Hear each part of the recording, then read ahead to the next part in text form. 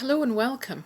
This isn't so much a sermon or even a reflection this morning. It's actually an informal conversation, or at least an informal one-sided conversation, to bring you up to date with some of the things that are happening in and around the Church of Scotland and our congregation here at Echt and Midmar. So if you bear with me for a few minutes, I'll mention one or two things.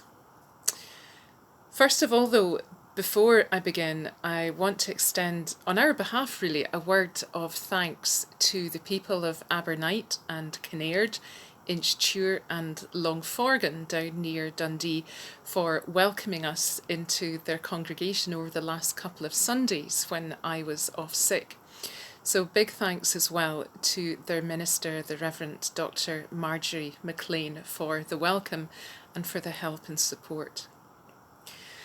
Our worship today has been prepared by our current moderator of the General Assembly of the Church of Scotland, the Right Reverend Dr. Martin Fair.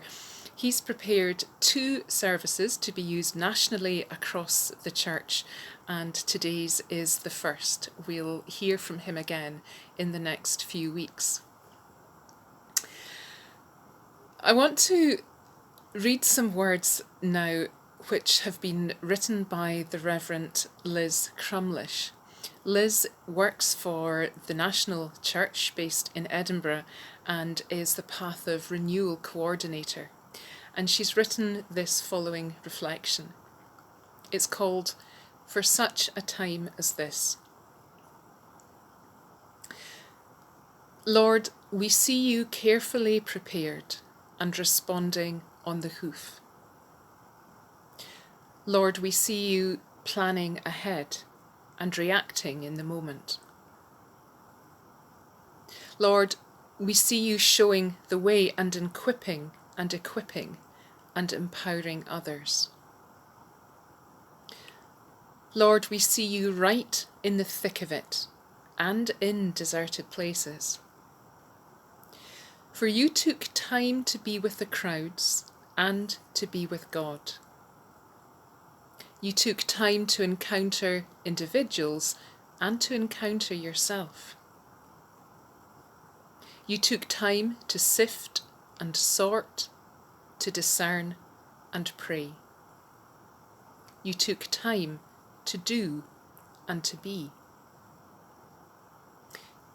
What if today we followed your example, knowing ourselves beloved of God, doing with others the work you reveal, resting in you that we might be filled, being simply who you call us to be, for such a time as this.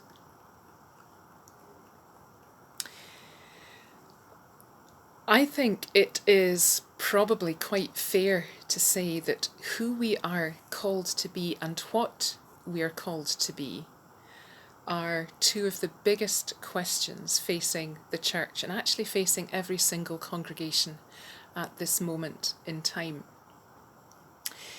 Years ago, I remember a colleague talking about a rabbit that belonged to a friend of theirs, and the rabbit had lived for a lot of time in a hutch with a run. And the day came when the family decided they would take the sides of the run away and let the rabbit have more freedom. So piece by piece, they removed the four sides of the run. And as the run was removed, the rabbit continued to hop exactly along where the boundaries had been, even though they weren't there any longer. As time went on, as the seconds went on, the rabbit gradually extended the area it was travelling, until at some point it was as if the penny dropped and it realised that actually the walls of the run, the fence that was enclosing it, wasn't there at all. And in a second that was it. It was off at speed, hopping around the garden. We are at the present moment a church which is redefining what the boundaries now are and what our lack of walls at the current moment mean to us.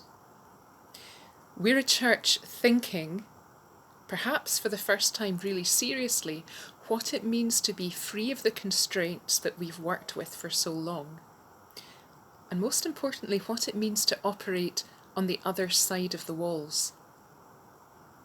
What are we to make of this new experience? That's the question that so many of us in churches and so many ministers are wrestling with at the present moment, and it's hard. Are we being offered a freedom to explore and grow and do things differently?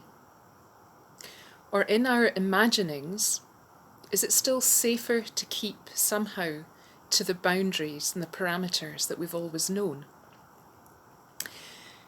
Jesus continually pushed at the boundaries, whether they were social, religious, cultural, or institutional.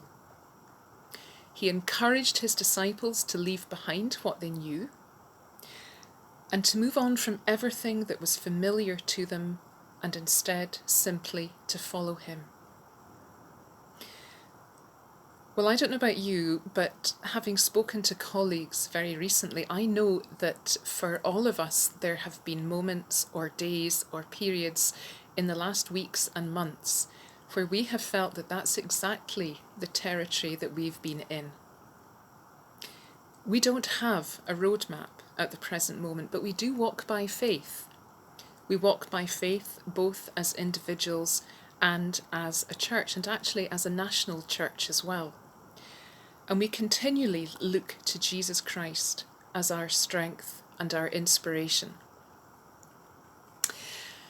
As we look to the future, it's going to be the case that we don't walk alone, but we walk with other friends who are also on this journey with us. For us, that means that we are already looking to form better and more longer lasting relationships with some of our immediate neighbours round about within the Presbytery of Gordon.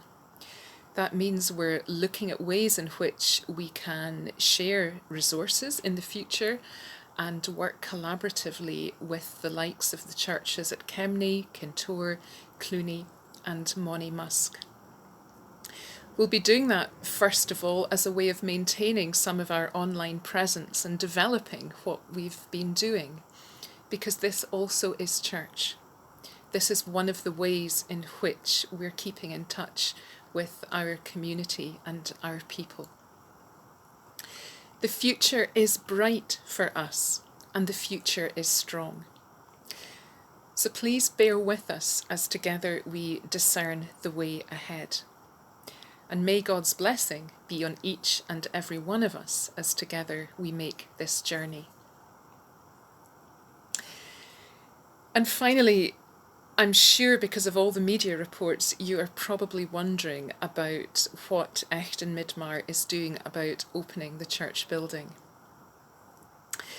The Kirk session next meets on the 14th of July for Echt and Midmar, and the subject of the discussion that night is going to be solely how and indeed whether to open our congregational building or buildings at this moment in time.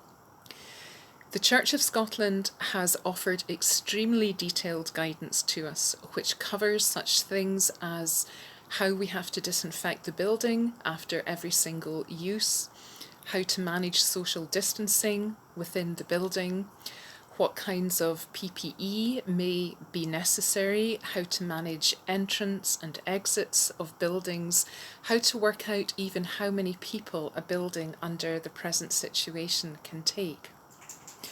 There's a lot to consider. There are lots of detailed risk assessments to be undertaken. The guidance, the rules if you like, at the present moment state that ministers of churches and Kirk sessions have to be in agreement that opening at the present moment is the right and prudent and sensible thing to do. Once a minister and Kirk session together have made that decision, it's then up to the presbytery whether or not a building is able or is allowed to be open. So on the 14th, the Kirk session for Echt and Midmar will have that discussion, and based on the outcome, that will inform our next steps over the next few weeks. We will continue to update like this as things change. It's a moving landscape, but it's also an exciting time. It's been a time not without pressure, but it's certainly been a time that has encouraged us to look to the future and actually to embrace the opportunities that are there, not just within our own congregation and our own community, but also the communities round about. Please enjoy the service prepared by Dr. Fair today. You'll find it on our YouTube channel, and please check back to our website as well for regular updates. In the meantime, I wish God's richest blessing upon you and yours.